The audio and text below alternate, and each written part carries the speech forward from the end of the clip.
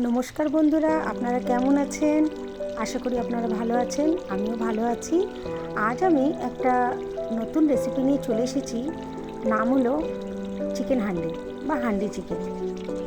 সত্যি এত সুন্দর খেতে হয়, এত সুন্দর তার দেখতে হয়। চলুন দেখে নিই কীভাবে বানিয়েছি। প্রথমে মাটির হান্ডি চিকেন হচ্ছে একটা হান্ডি নিতে হবে, যেটা মাটি। তার মধ্যে আমি তেল গরম করে নিয়েছি 3 টেবিল স্পুন। তার মধ্যে হোল গরম মশলা দিয়েছি আর হাফ চামচ জিরে দিয়েছি। আর এর মধ্যে পেঁয়াজটা কিন্তু একটু বেশি পরিমাণেই দিতে হবে। প্রায় 4 থেকে 5টা মিডিয়াম সাইজের পেঁয়াজ দিয়ে দেবেন স্লাইস করে। এবার আমি ওর মধ্যে দিয়ে দিয়েছি 2 table spoon ginger garlic paste. ভালো করে কিন্তু নাড়তে হবে, একটুখানি নেড়ে। এবার ওর মধ্যে আমি দিয়ে দিলাম স্বাদ মতো নুন। এবারে ওর মধ্যে আমি পেঁয়াজ বাটা দিয়ে দিলাম। এবার তার মধ্যে আমি দিয়ে দিলাম হলুদ গুঁড়ো, কাশ্মীরি লঙ্কার গুঁড়ো, আর দিয়ে দিয়েছি ধনে গুঁড়ো। সবই কিন্তু 1 টিস্পুন করে দিয়েছি আমি।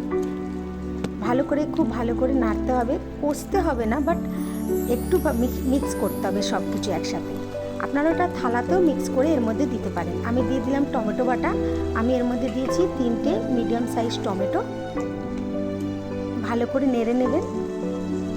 এবার আমি এর মধ্যে দিয়ে দিলাম গরম মশলা, হোল গরম মশলা গুঁড়ো যেটা হয় সেটা দিলেই হবে। ভালো করে নাড়বেন যখন সব মিশে যাবে। আর আঁচ কিন্তু একদম কমিয়ে রাখবেন। দেখুন আমার সব মিশে গেছে। আমি এর মধ্যে পাতলা পাতলা করে কেটে আদা কুচি দিয়েছি আর গোটা গোটা রসুন দিয়েছি। আপনারা দেবেন, সত্যি খুব ভালো খেতে লাগে। এবার আমি চিকেনটা দিয়ে দিলাম। চিকেন আমি এর মধ্যে দিয়েছি 750। সব কিছু এবার নেড়ে একদম কমপ্লিট যখন পুরো মিক্স হয়ে যাবে, আমি এটা ঢাকা দিয়ে দিয়েছি। দেখুন কি সুন্দর ফুটে উঠেছে।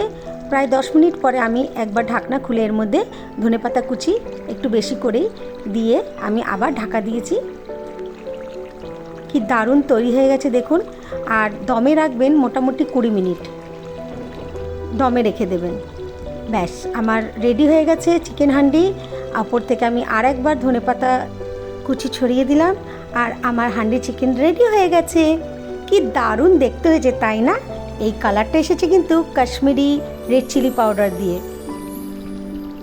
দেখুন আমার হান্ডি চিকেন তৈরি। আপনারা বাড়িতে অবশ্যই এই রেসিপিটা আপনারা দেখবেন করে। খুব সুস্বাদু খেতে হয়। আর মাটির হাঁড়িতে যখন বানাবেন ওর একটা আলাদা গন্ধ, আলাদা স্বাদই হয়। আপনারা একবার বাড়িতে এই রেসিপিটা করে দেখলে আবার আপনারা এই রেসিপিটা আবার করতে ইচ্ছা করবে। আঙুল চেটে পরিবারের সবাই খাবে। সত্যি কিন্তু খুব টেস্টি হয়। কেমন করে দেখবেন। আজকের মতন এইটুখানি, আবার নতুন রেসিপি নিয়ে চলে আসব। আপনারা ভালো থাকবেন, সুস্থ থাকবেন। টাটা।